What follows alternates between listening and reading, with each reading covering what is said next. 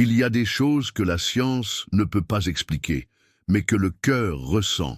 Et dans ce cas, c'est le cœur qui a pleuré avant même que le corps ne se réveille.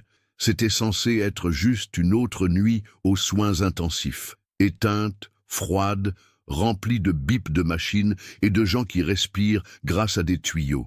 Mais dans cette chambre, quelque chose s'est éveillé avant même que quelqu'un n'ouvre les yeux. L'homme dans le lit était un habitué de l'hôpital, un nom connu de ceux qui faisaient la une des magazines, propriétaire d'un empire hôtelier, désormais plongé dans le silence d'un profond coma. 5 mois sans parler, 5 mois sans bouger, 5 mois sans que personne ne sache s'il était encore là-dedans. Mais cette nuit-là, une simple phrase chuchotée par une infirmière à son oreille a suffi pour qu'une larme coule du côté gauche de son visage. « Monsieur Augusto, j'ai découvert ce qu'ils ont fait à votre fille. » Elle ne s'est même pas rendue compte sur le moment. Elle ajustait l'oreiller, vérifiait les médicaments. Elle parlait toute seule pour soulager son cœur. Mais quand elle s'est retournée, elle a vu. L'homme qui ne clignait pas des yeux, ne réagissait pas, ne bougeait pas, a pleuré. Et là, son cœur à elle s'est emballé, plus vite qu'un service de nuit de réveillon. Parce que ça, ce n'était pas normal. Et le plus étrange, personne n'avait jamais parlé d'une fille. « Vous avez une fille ?» a-t-elle murmuré, plus par réflexe que par curiosité réelle. Silence. Juste le bip de la machine qui surveille le cœur. Et puis, une autre larme. Il y a des gens qui vivent comme des rois, mais meurent comme des fantômes. Et cet homme riche, célèbre, puissant, semblait avoir emporté avec lui un secret que même les médecins ignoraient. Mais maintenant, une simple infirmière semblait avoir inséré la clé dans la serrure d'un passé verrouillé. Et s'il a pleuré, même sans conscience apparente, c'est que son âme a entendu. Et ce qu'elle allait découvrir à partir de là, c'était du niveau procès en justice, secret de couvent, vengeance de sang. Si vous aimez une bonne histoire, mettez un like et abonnez-vous. Sinon, vous risquez de rater la suite de ce récit qui, rien que d'y penser, me donne encore des frissons. Parce que quand la vérité sort de la mauvaise bouche, elle peut réveiller même celui qu'on croyait mort de l'intérieur. Il y a ceux qui mentent avec des mots, et d'autres avec le silence. Mariana, l'infirmière, était nouvelle ici. Jeune recrue, de celles qui croient encore que l'hôpital est un lieu de guérison, pas juste de maintien en vie.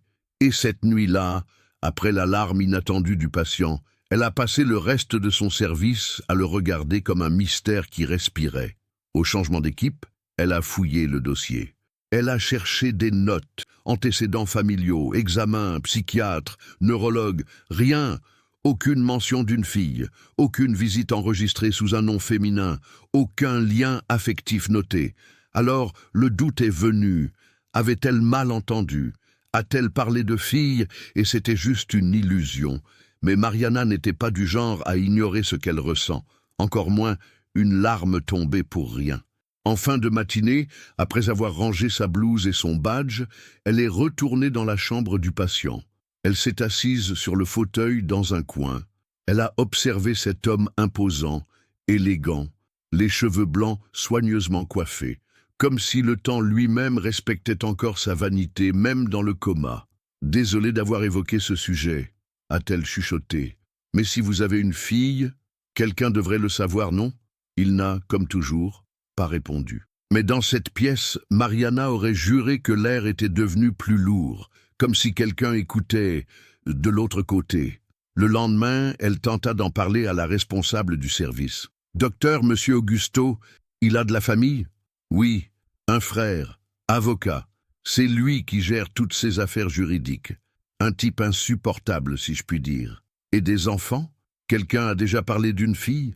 La docteure a levé un sourcil, l'air de quelqu'un lassé des rumeurs. « Une fille? Non. Il n'a jamais été marié, pas d'enfant. Officiellement, du moins. Pourquoi cette question ?» Mariana a dégluti. « Juste une curiosité. C'est rien. » Mais ce n'était pas rien. C'était un instinct, une intuition. Et une femme guidée par l'intuition, c'est pire qu'un détective en vacances. À l'heure du déjeuner, elle a décidé de passer dans la salle des archives administratives. Elle voulait demander un ancien dossier, peut-être classé autrefois. C'est là que, en traversant un couloir latéral, elle vit une porte en bois foncé entr'ouverte, le bureau de la direction, et sur le mur de la pièce, un grand cadre. C'était un portrait de M. Augusto, plus jeune. Costume beige, sourire discret, et à côté de lui, une petite fille de 6 ans environ, cheveux attachés avec un nœud rouge, robe en coton simple, et une expression mêlant fierté et peur. Ce regard d'enfant qui est heureuse d'être là, mais sait que ce n'est pas sa place. Mariana s'est figée. « Hein? Et cette fille ?»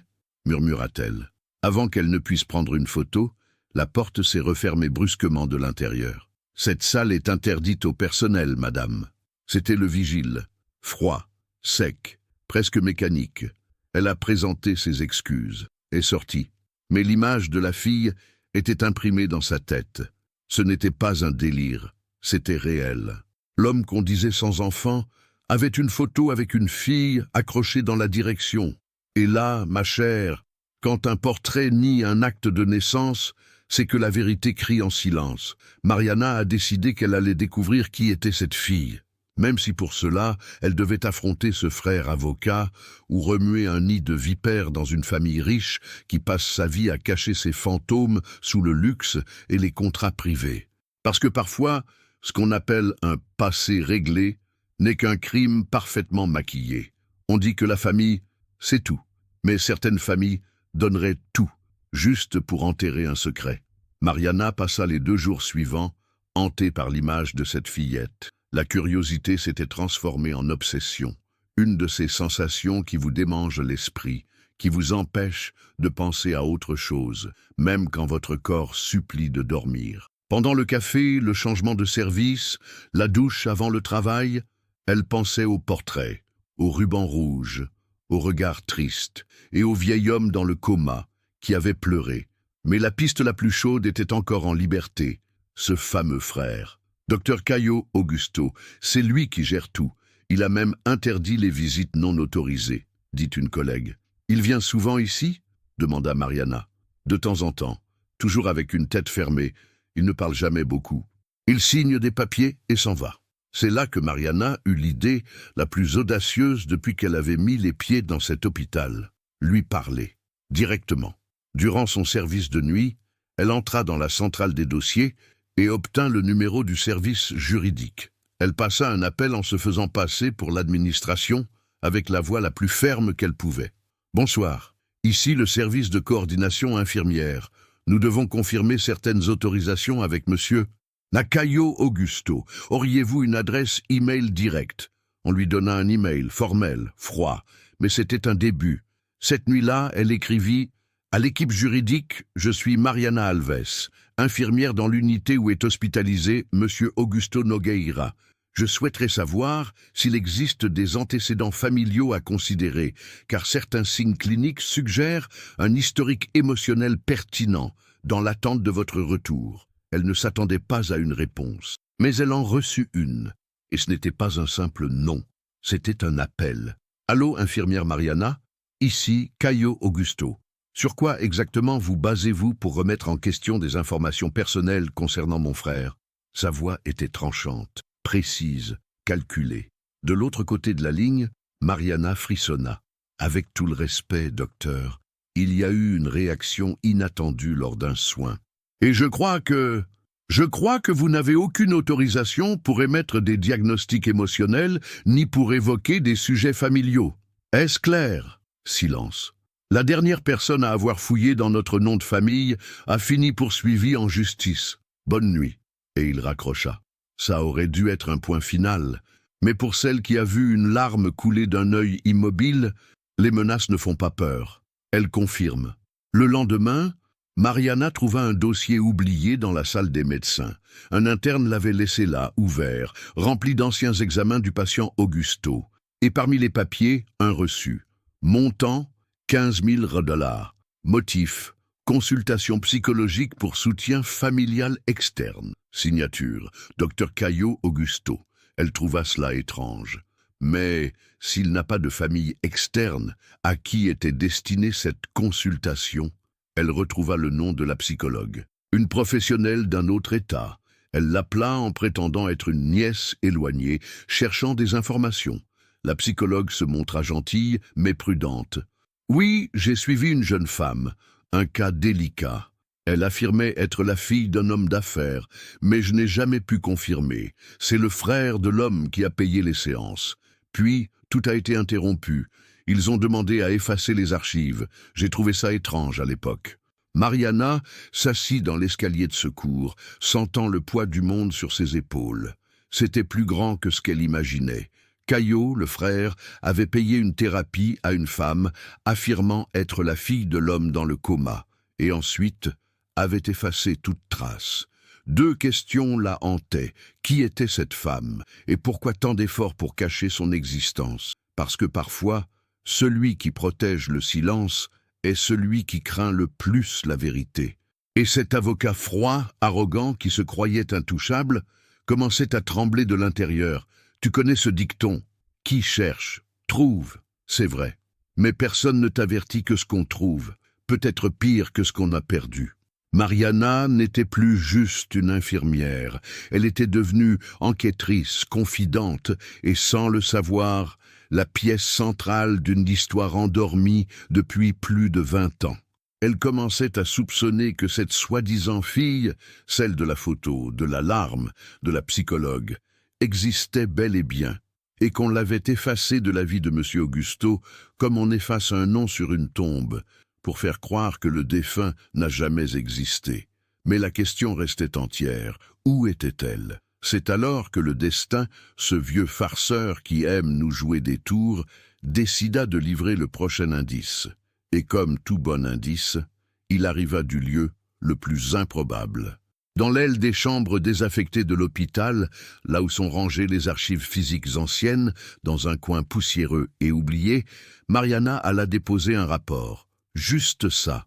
Mais en refermant un tiroir, elle vit une enveloppe tomber entre une armoire et le mur. Jaunie, fermée avec un vieux ruban adhésif, adressée à la main avec une écriture tremblante. Pour Monsieur Augusto, au cas où un jour il se réveille. L'écriture était féminine. Le papier soigneusement plié. Pas d'expéditeur. Mariana regarda autour. Personne. Elle n'aurait pas dû, mais elle ouvrit. Et là, mon ami, l'histoire a commencé à dévaler la pente pour de bon. Papa, je sais que tu ne liras peut-être jamais ceci, mais je devais le laisser écrit. J'ai toujours su qui j'étais, même quand on me disait que j'étais folle. Je sais ce que j'ai vu, je sais ce que j'ai entendu, et je sais qu'un jour, la vérité frappera à ta porte, même si c'est trop tard. On m'a arraché de toi quand j'étais enfant. Ils ont fait signer à ma mère un accord qu'elle ne comprenait même pas. Ils ont donné de l'argent, raconté des mensonges, disant que tu ne voulais pas de moi. Et le pire, pendant des années, je les ai crus. Mais aujourd'hui, adulte, je comprends peut-être que tu ne savais rien, ou bien que tu savais et qu'on t'a trompé aussi. Je ne sais pas. Je sais seulement qu'il existe une photo de nous. Sur cette photo, ma robe est bleue et mon ruban rouge. Si tu te souviens de ça, alors je ne suis pas folle, et tout cela aura valu la peine. Avec amour, même sans t'avoir connue, Aline. Mariana relut la lettre 3 fois. Son cœur se serrait un peu plus à chaque paragraphe, parce que ce n'était pas juste une lettre. C'était un cri étouffé par une vie entière. La fameuse fille avait un nom, Aline. Et la photo, c'était bien celle du cadre, robe bleue, ruban rouge. Donc, vérité confirmée. Le problème, si cette lettre s'était retrouvée derrière une armoire, c'est que quelqu'un avait tenté de la cacher, et ce quelqu'un, très probablement, c'était Caillot, le même frère qui menaçait, qui payait pour faire taire, qui affirmait qu'Augusto était seul au monde, se retrouvait encerclé de preuves montrant que tout cela était un mensonge éhonté. Mariana replia la lettre, la glissa dans la poche de sa blouse. Mais à ce moment précis, elle comprit. Il n'était plus question de jouer à l'infirmière. Elle se trouvait en plein cœur d'une guerre froide familiale, et elle tenait dans sa main la bombe qui pouvait tout faire exploser. Le souci, une bombe, quand elle explose, ne choisit pas son camp. Quand la vérité sort enfin de sa cage, ceux qui gardaient la clé commencent à transpirer. Le lendemain matin, Mariana arriva à l'hôpital avec un poids dans la poche et un autre dans la poitrine. La lettre d'Aline était pliée dans la doublure de sa blouse, mais c'était comme si elle hurlait. Un simple bout de papier, mais qui pouvait devenir un scandale, une manchette ou un motif de renvoi. Elle savait que le moindre faux pas pouvait lui coûter cher. Mais elle savait aussi que rester silencieuse coûterait encore plus cher à celle qu'on avait fait taire toute sa vie. Et c'est avec ce dilemme coincé dans la gorge que par hasard, ou ironie du destin, son nom résonna dans les haut-parleurs de l'administration. Employé Mariana Alves, veuillez vous présenter à la direction à 11 heures. La voix froide de l'interphone fit taire tout le couloir. Les infirmières échangèrent des regards. Une femme de ménage commenta « Oula, ils ont dit le nom complet, ça sent la réprimande ». Mariana inspira profondément et y alla. Dans la salle, il y avait 3 personnes, le directeur général de l'hôpital, la superviseuse des infirmières et lui, Caio Augusto, costume noir, cravate grise, montre de luxe, regard qui juge, avant même d'écouter. « Asseyez-vous, s'il vous plaît », dit le directeur. Elle s'assit. « Nous avons été informés que vous auriez posé des questions inappropriées concernant la vie personnelle du patient Augusto Nogueira », commença la superviseuse. « Ah, et que vous auriez accédé à des zones non autorisées et manipulé d'anciens documents sans permission expresse », ajouta Caio, croisant lentement les jambes, savourant son autorité. Mariana inspira profondément. « Je suis infirmière, je soigne les gens.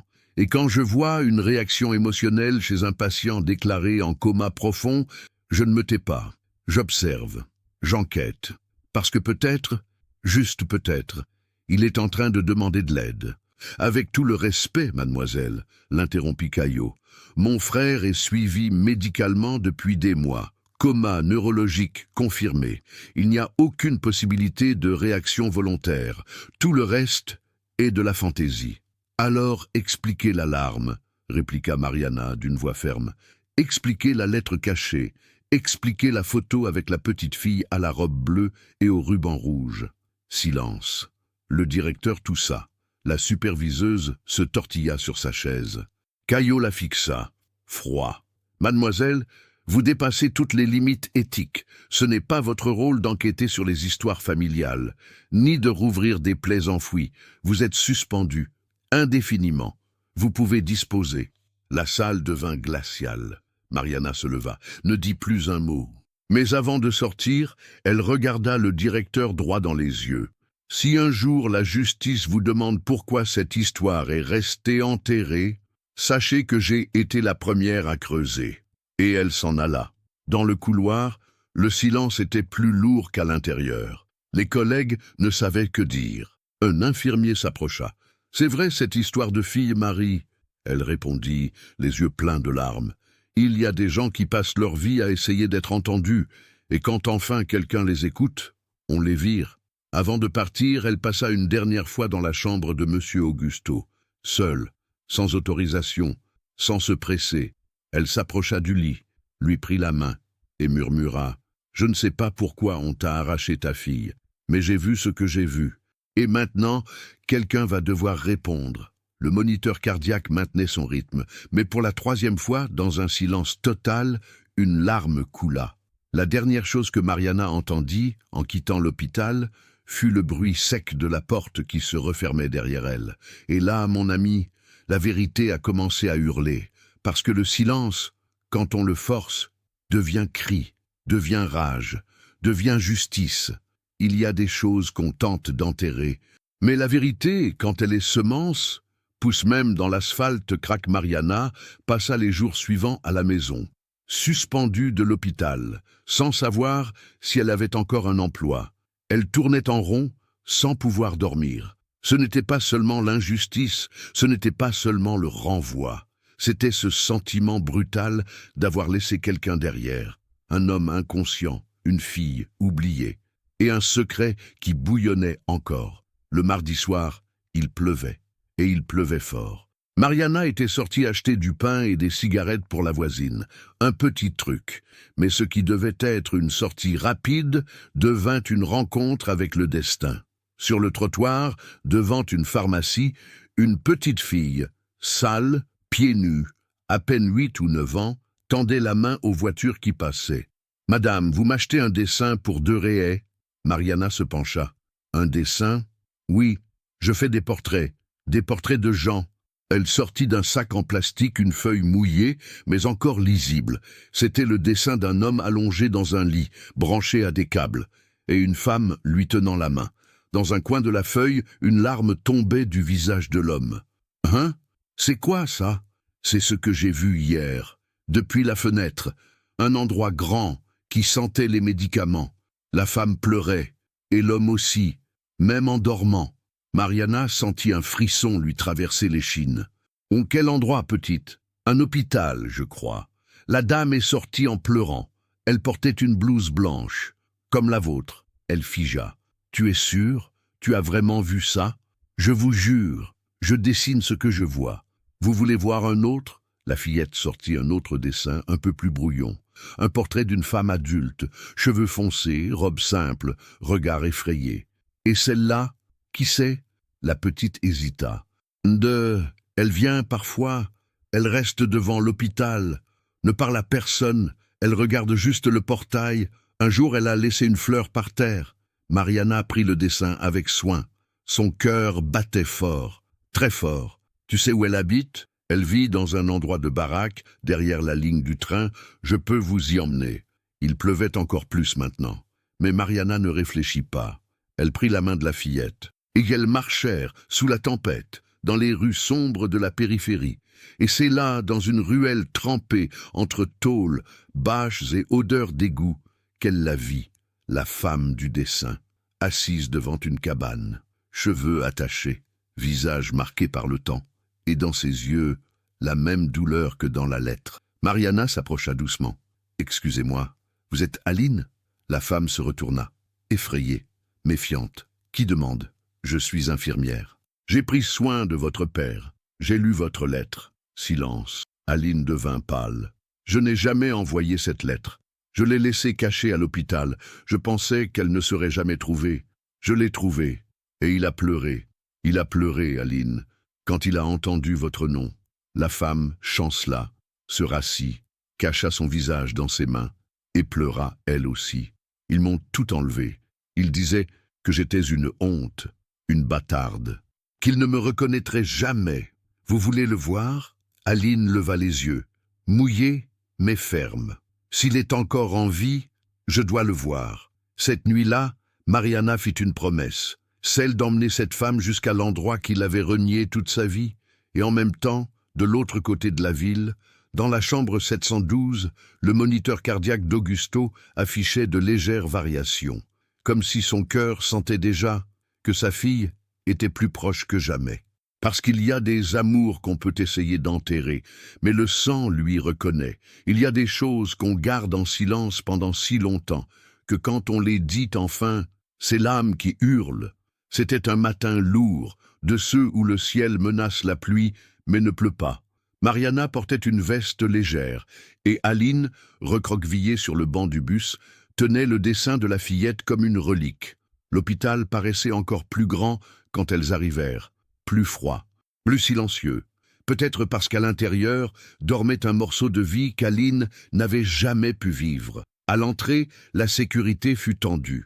Mariana était encore suspendue, et Aline n'avait pas d'autorisation de visite. Mais elle n'était plus seulement une infirmière, et Aline n'était définitivement plus une ombre du passé. « Nous devons parler au directeur. C'est urgent, » dit Mariana d'un ton ferme.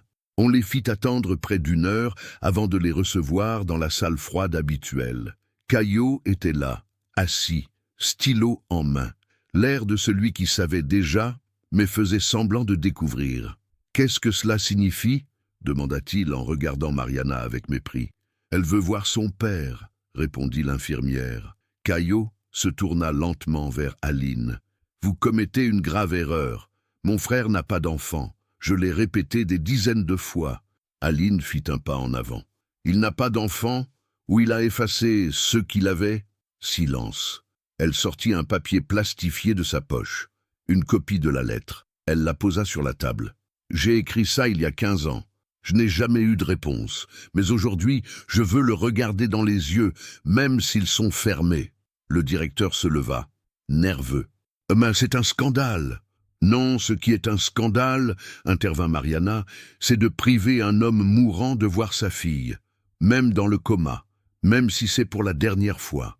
Caillot ferma les yeux, inspira profondément, serra les lèvres, et pour la première fois, céda. Vous avez 15 minutes. Elles se dirigèrent directement vers la chambre 712. Le son des machines était le même, mais l'air avait changé, plus dense, plus lourd, plus vivant. Aline s'arrêta à la porte. Elle regarda. 20 ans d'absence, concentrés en un seul instant. L'homme dont elle se souvenait, grand, fort, plein de voix, était maintenant là, fragile, maigre, silencieux, mais c'était toujours son père. Elle entra lentement, s'approcha, tendit la main, la posa sur la sienne. « Papa, pose. C'est moi, Aline, celle de la photo, celle du ruban rouge, celle que tu as oubliée ou qu'on t'a fait oublier. » Pas de réponse, mais le moniteur afficha une légère variation. Mariana se figea. Aline continua. « J'ai attendu toute ma vie pour te revoir. Je me suis détesté longtemps, pensant que c'était de ma faute si tu étais parti. Mais aujourd'hui, je veux juste te dire que je suis là. » Et alors, une larme, puis une autre, et le bip du moniteur accéléra. Doucement, mais clairement. Mariana s'approcha. Il a entendu. Aline serra plus fort la main de son père. « Papa, je suis revenu, et je te pardonne. » Là, dans cette chambre d'hôpital, un véritable moment se produisit, sans étreinte, sans mots, sans musique dramatique, juste deux mains qui se retrouvent, et deux âmes qui se reconnaissent dans le silence, parce que certains pardons ne nécessitent aucune excuse, et certains amours ne meurent jamais. Ils dorment jusqu'à retrouver le chemin du retour. Quand la vérité se lève enfin, les mensonges fuient comme des cafards dans une cuisine allumée. La visite d'Aline bouleversa même les plus sceptiques de l'hôpital. La nouvelle circula doucement. Dans les couloirs, les groupes WhatsApp des infirmières, la salle de repos. Sa fille est vraiment venue? Il a pleuré, paraît-il. Le cœur s'est emballé quand elle lui a parlé. Et le frère, il est furax. Et il l'était. Caio Augusto s'enferma pendant des heures dans le bureau de la direction. Appelait des avocats. Envoyait des messages codés, faisait les 100 pas comme un lion en cage. Car ce que Mariana et Aline ignoraient, c'est qu'il avait bien plus à perdre qu'un simple nom de famille. Il n'était pas seulement le frère d'Augusto, il était le co-actionnaire secret de la moitié des affaires familiales, et l'héritier légal de tout grâce à un testament rédigé à la va-vite 3 ans plus tôt. Mais ce testament avait une tâche. Au fond d'un tiroir de son bureau, dans la grande maison familiale, une vieille pochette en cuir. À l'intérieur, le tout premier testament, daté de 1999, signé par Augusto dans un bureau de notaire à Petropolis, quelques jours après un voyage inattendu. Et dessus, un nom. L'héritage de mes biens devra être partagé entre mon frère, Caio, et ma fille, Aline, comme précisé dans l'annexe B. Mais l'annexe B avait été arraché, et le nom d'Aline, barré à l'encre rouge, dans un geste de colère ou de panique. La signature finale était là. Mais Caio n'a jamais pu confirmer si cette modification venait de la main de son frère, ou de quelqu'un d'autre, bien plus intéressé que légitime. Par prudence, Caio avait caché ce document, et fait rédiger un autre testament, un où il était l'unique héritier, sans fille, sans annexe, sans trace. Mais maintenant, avec Aline réapparue, et l'émotion qui grandissait à l'hôpital, ce vieux testament risquait de revenir comme un fantôme, avec titre de propriété à la main. Il devait agir. Vite. Brûler le papier. Non, pas encore. Un homme froid comme Caio savait. Brûler, c'est avoué.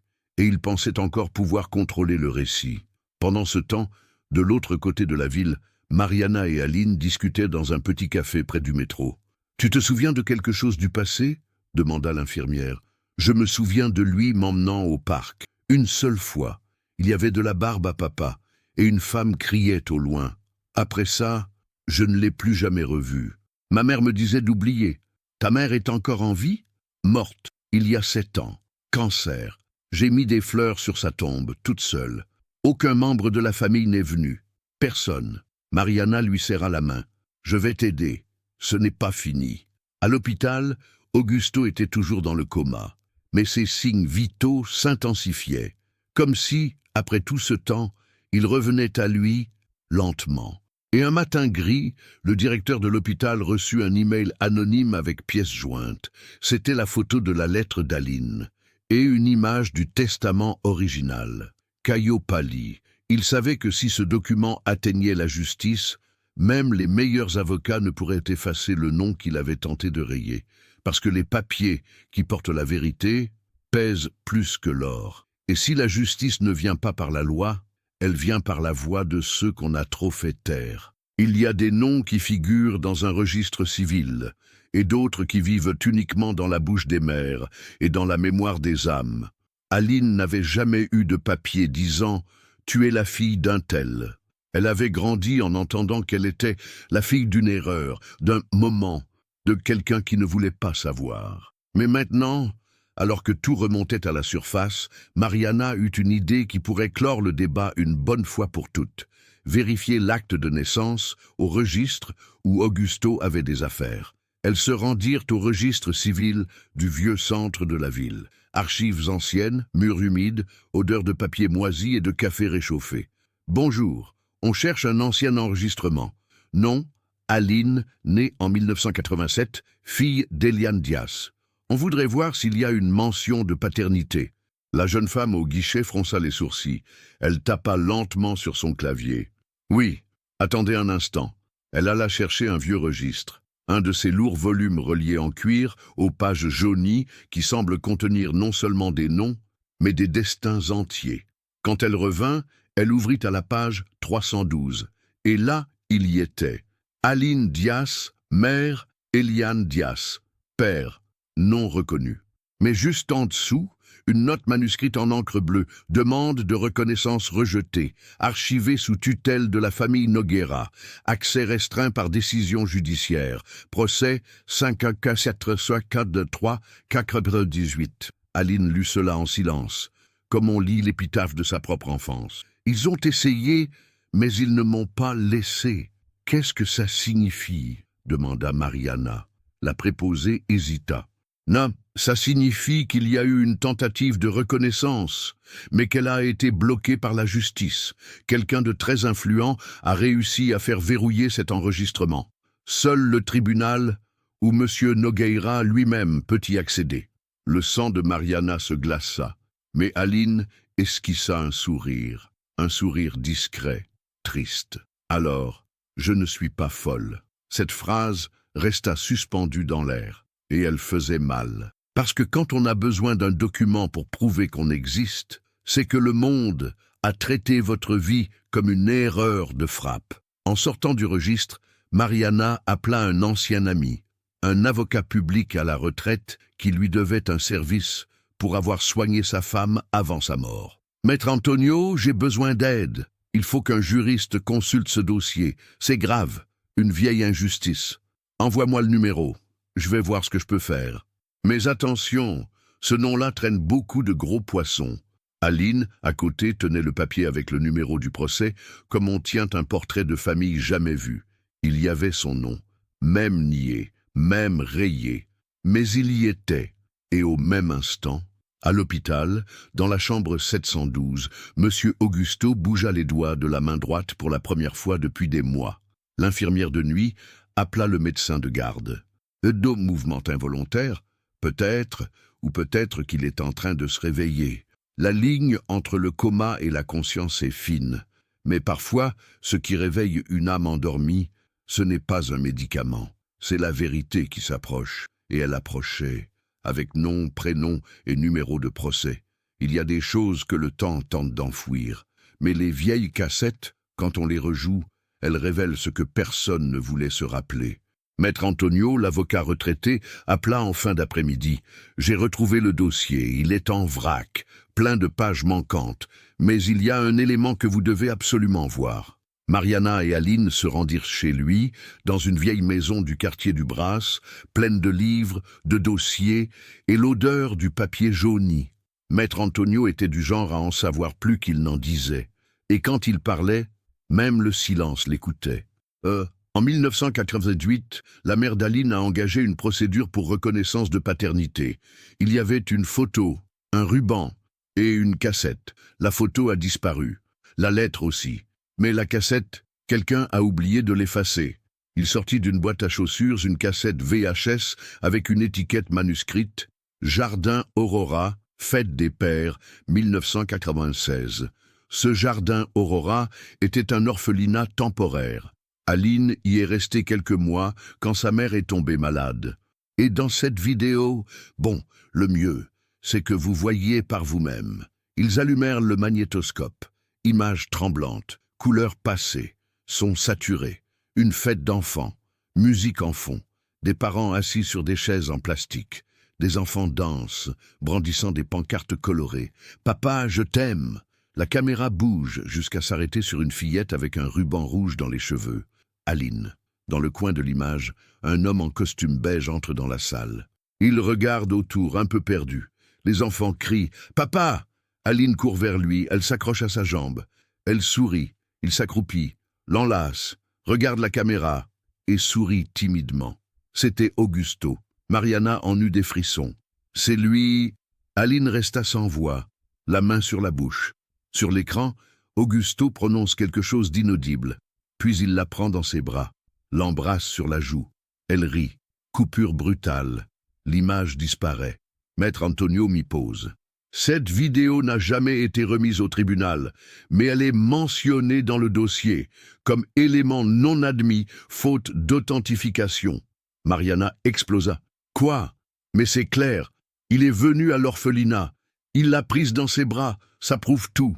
Le vieil avocat soupira. À l'époque, ma fille, une preuve affective ne valait rien contre un nom puissant et de l'argent. Et Caillot tirait déjà les ficelles. Aline pleurait, mais pas de tristesse, de soulagement. Il est venu, il savait, il m'a vu, il m'a aimé, même s'il a disparu après. Maître Antonio baissa le volume de la télé. Cette vidéo, ma fille, vaut plus que n'importe quel testament.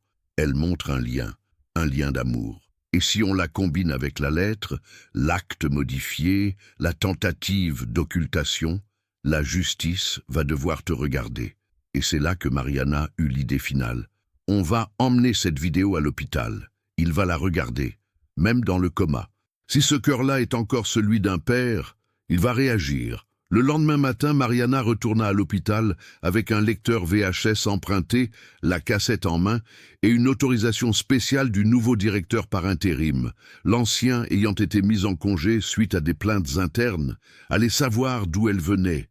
Dans la chambre 712, on installa un petit téléviseur. Aline s'assit près du lit de son père. La vidéo fut lancée. Quand l'image d'elle, enfant, apparut, quand les voix joyeuses de la fête résonnèrent dans la pièce, quand Augusto, à l'écran, murmura « Ma petite fille », le moniteur cardiaque s'emballa. D'abord le cœur, puis la respiration, puis la paupière droite. Elle bougea. Aline pleura en silence. Mariana lui prit la main et chuchota « Il se souvient ». Parce que l'amour peut être recouvert par des papiers, des avocats, de l'argent, mais quand une image du passé entre par les yeux, l'âme, elle, reconnaît. Il y a des choses auxquelles aucun médecin ne croit. Mais l'amour, mon ami, l'amour est têtu. Le jour suivant, le va-et-vient dans la chambre 712 ressemblait à celui d'un miracle en préparation. Les infirmiers chuchotaient dans les couloirs. Les neurologues relisaient les examens, cherchant une erreur dans les lignes du moniteur. Mais ce n'était pas une erreur, c'était un miracle. L'homme qui avait passé 5 mois dans le coma serrait maintenant les doigts, bougeait les yeux, réagissait au son. Et ce vendredi matin-là, le médecin responsable prononça une phrase que personne n'osait espérer entendre. « Il sort du coma ». Aline n'en revenait pas. Elle passa des heures dans la salle d'attente, serrant contre elle le dessin de la petite fille de la rue. Mariana, elle, ne se souciait plus de son badge. Elle entra directement, fermement, résolue, parce qu'après ce qu'elle avait vu, elle n'avait plus besoin de l'autorisation de personne pour être là. En fin d'après-midi, on appela Aline. « Tu veux voir ton père? Il est encore faible. Il ne pourra peut-être pas parler, mais ses yeux sont ouverts. » Elle entra doucement. Les mains tremblaient, la gorge était sèche. C'était comme faire face à une montagne qu'on a tenté de gravir toute sa vie. Et maintenant, elle était là, devant elle. Augusto ouvrit les yeux, lentement, comme quelqu'un qui sort d'un rêve trop long. Il regarda le plafond, puis autour de lui, et enfin, il la vit, Aline. Ses yeux s'emplirent de larmes. Elle s'approcha du lit, s'assit à ses côtés. « C'est moi, papa, Aline !» Il cligna des yeux, essaya de parler, n'y parvint pas, mais sa main, tremblante, sortit du drap et toucha la joue de sa fille. Et dans ce simple geste, tout ce qui n'avait jamais été dit se dit. Mariana, qui regardait depuis la porte, sortit discrètement, parce que ce moment-là n'appartenait qu'à eux. Quelques minutes plus tard, le médecin revint. Il posa un carnet sur la table. « Essayons un mot, un seul. Dites ce qui vous vient à l'esprit, monsieur Augusto, doucement. » Augusto ferma les yeux, respira profondément. Aline lui tenait la main. Et alors, avec une voix rauque, coupée, à peine un souffle, il dit « Pardon ». Silence.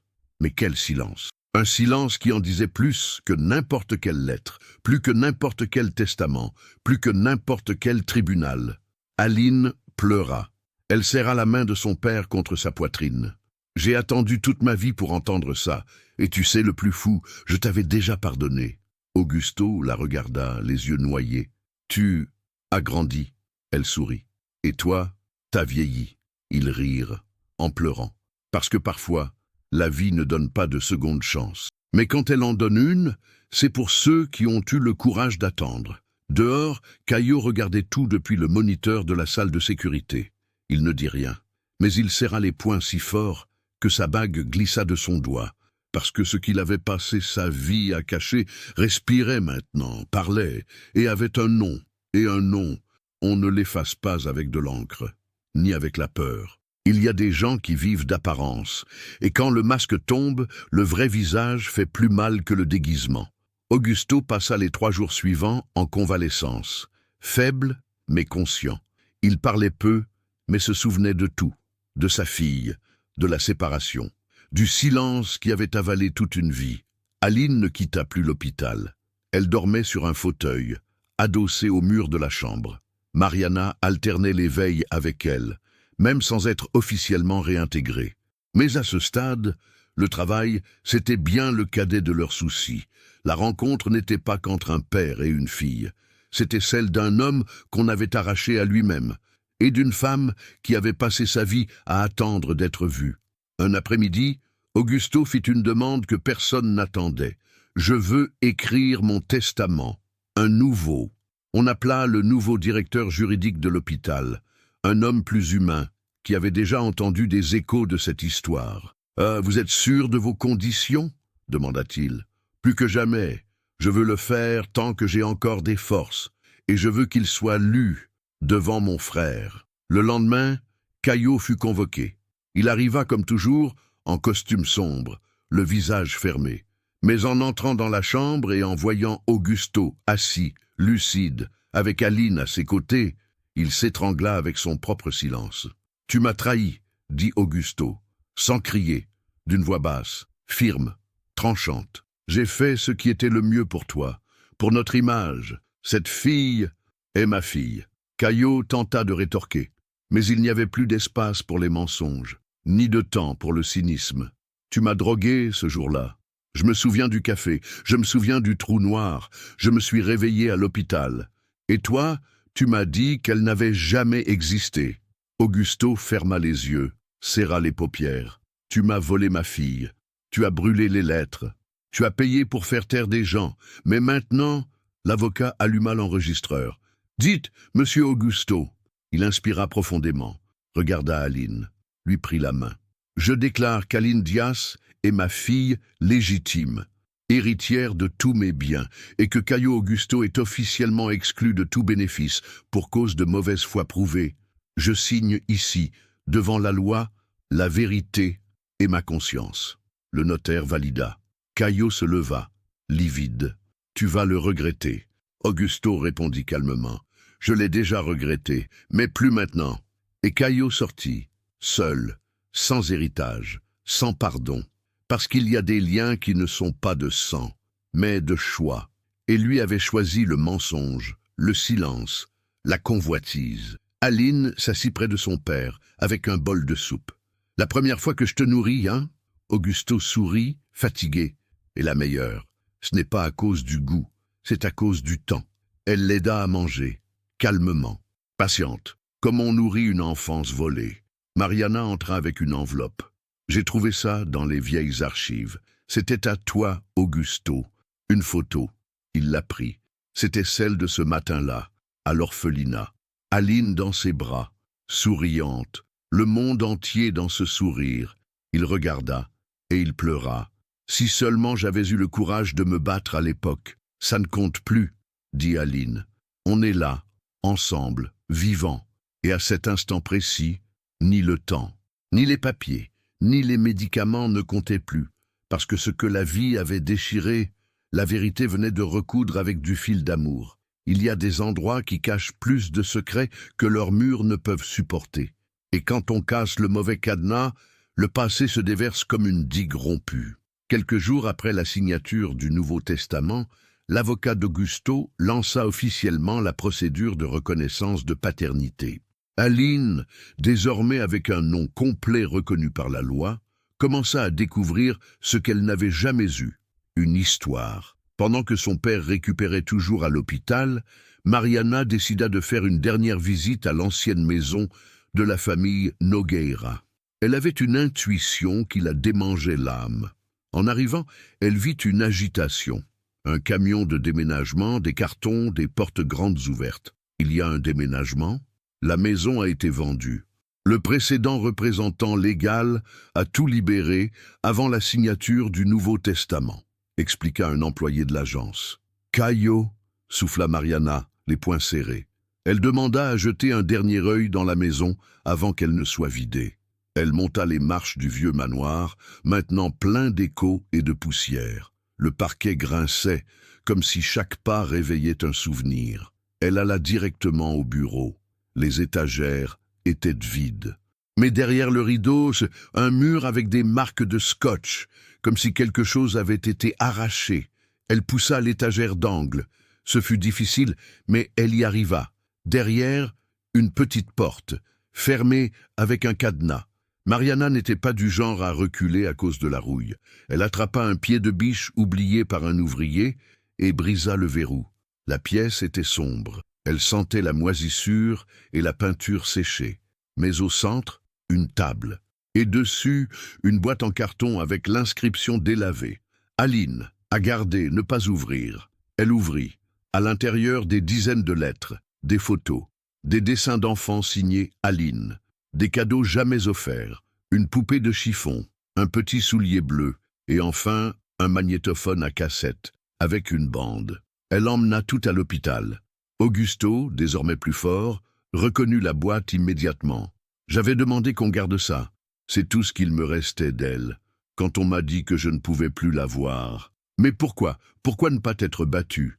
Il baissa la tête. « Parce qu'on m'a convaincu que sa présence ruinerait ma carrière. Qu'elle était le fruit d'un piège, que sa mère était intéressée. J'étais jeune, faible, idiot, et Caillot manipulait tout. » Aline prit la cassette. « Qu'y a-t-il dessus ?» Augusto respira profondément. « Un enregistrement de moi. Quand je voulais qu'elle sache la vérité, mais je n'ai jamais eu le courage de le lui faire écouter. Ils lancèrent la bande. La voix était jeune, émue, masculine. Aline, si un jour tu entends ça, je veux que tu saches que j'ai essayé, que j'ai voulu être ton père, mais j'ai échoué, parce que j'ai été lâche, parce que j'ai laissé d'autres décider pour moi. Mais je t'ai vu, je t'ai prise dans mes bras, et pendant cet instant, tu as été l'amour le plus pur que j'ai jamais ressenti. Peu importe ce qu'ils disent de moi, tu es ma fille, et tu l'as toujours été. » Silence. Aline posa sa tête sur l'épaule de son père. « Ce n'est plus grave. J'ai entendu. Là, dans cette chambre d'hôpital, la pièce devint un foyer. La boîte, un hôtel. Et le passé, un mémorial de tout ce qui aurait pu être, mais qui, malgré tout, a été. Parce qu'il y a des amours qu'aucun mensonge n'efface. Ils se cachent, en attendant d'être retrouvés. Il y a des gens qui naissent sans héritage, mais qui, en découvrant leur valeur, deviennent un vrai legs. Quelques mois passèrent, l'hôpital reprit son rythme.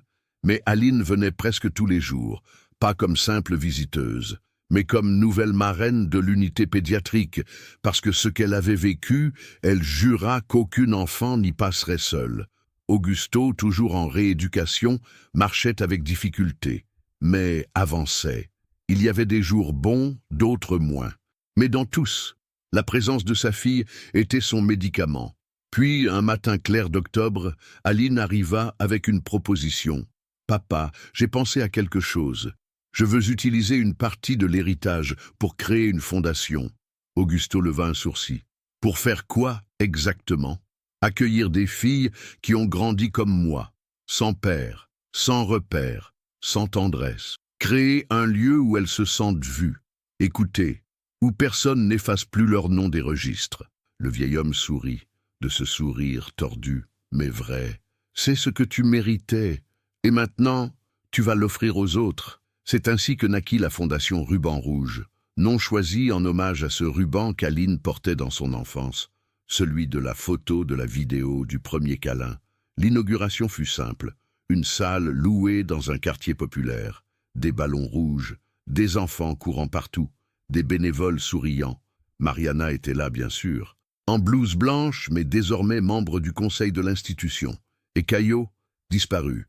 La dernière rumeur disait qu'il avait fui le pays, endetté, déshonoré, parce que ce qu'il craignait le plus s'était produit. La vérité avait triomphé. Durant la cérémonie, Aline prit la parole. Pas de feuille, pas de prompteur. Pendant des années, on m'a appelé bâtarde, erreur, fantôme. On m'a appris à ne pas dire mon nom à voix haute. Mais aujourd'hui, je suis Aline Nogueira, fille, femme. Et pont entre ce que j'étais et ce que je veux que d'autres deviennent. Les applaudissements retentirent. Augusto, assis au premier rang, tenait un mouchoir. Il pleurait, mais cette fois, pas de honte, de fierté.